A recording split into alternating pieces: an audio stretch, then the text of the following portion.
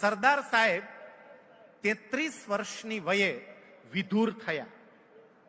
એમના પત્ની ઝવેરબા સરદાર સાહેબ જ્યારે 33 વર્ષના હતા ત્યારે અવસાન પામ્યા. સાહેબ 33 વર્ષની વય એટલે ભર યુવાન વય છે અને ભર યુવાનીમાં વિધુર થયા છે.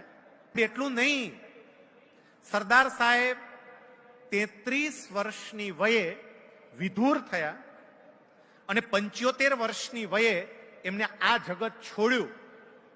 એ વિધુર થયા પછી 42 વર્ષ જીવ્યા અને આ 42 વર્ષમાં એક ઘટના એવી લાવીને બતાવો કે સરદાર સાહેબનું નામ કોઈ સ્ત્રી સાથે જોડવામાં આવ્યું હોય.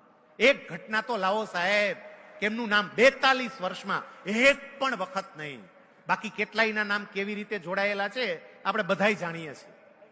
અને એમાંય ખાસ કરીને જ્યારે વ્યક્તિ પાસે સત્તા આવે ત્યારે એનો પગ લપસવાની શક્યતા બહુ જ વધી જાય. આટલી ઉચ્ચ સત્તા પર બેઠેલા હોવા છતાં બાકીના લોકો તો ઠીક, જેમને સરદાર સાહેબ પ્રત્યે ઈર્ષા હતી એવી વ્યક્તિઓ પણ સ્ત્રીની બાબતમાં એક પણ શબ્દ સરદાર સાહેબ વિશે બોલી ના શકે. સાહેબ, આના કરતા મોટો સાધુ તમે જગતમાં બીજો ક્યાં ગોતવા જશો?